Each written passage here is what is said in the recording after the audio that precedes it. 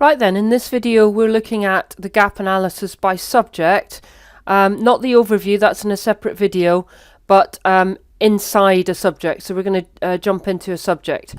So here's my Year 13 monitoring point with all of the subjects and the grades.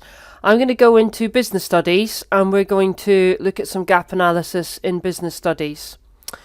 So I've got one set only, and this table here gives me a quick overview of the gender, disadvantaged, etc.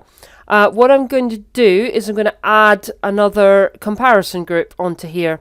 So in the compare, I click on edit and quick groups, and I'm going to put on high, middle and low. So if I tick that, then I get my categories here. I just tick off unknown there.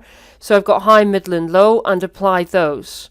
And when I do that with any comparison group, you can see on the thermometer here that I actually get those comparison groups showing on my thermometer. Now, hopefully the first thing you notice there is that my high ability students in business studies are not doing well at all. So I'm going to have a look at those by clicking on the student tab. That comparison filter remains on the thermometer. And then I can actually scroll to the high ability students by just clicking on that high box there.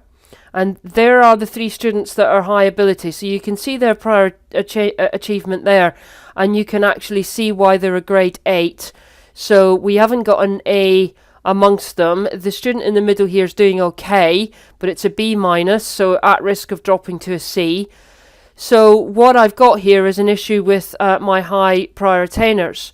Now I can use some of the features that are part of other videos, so let me just show some of those features. I can hover over the grade 8 here, click and drag it to, let's say, a grade 6, and it will tell me that I need 2 students to improve by 1 grade each.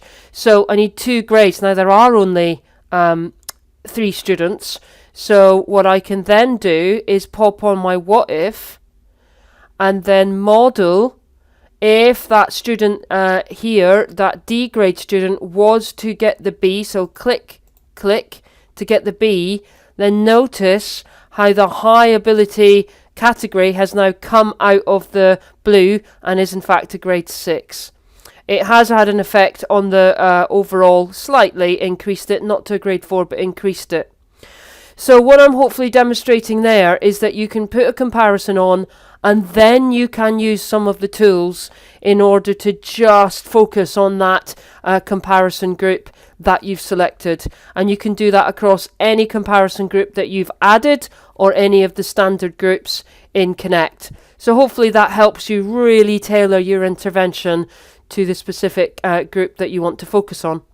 I hope that helps. Thanks.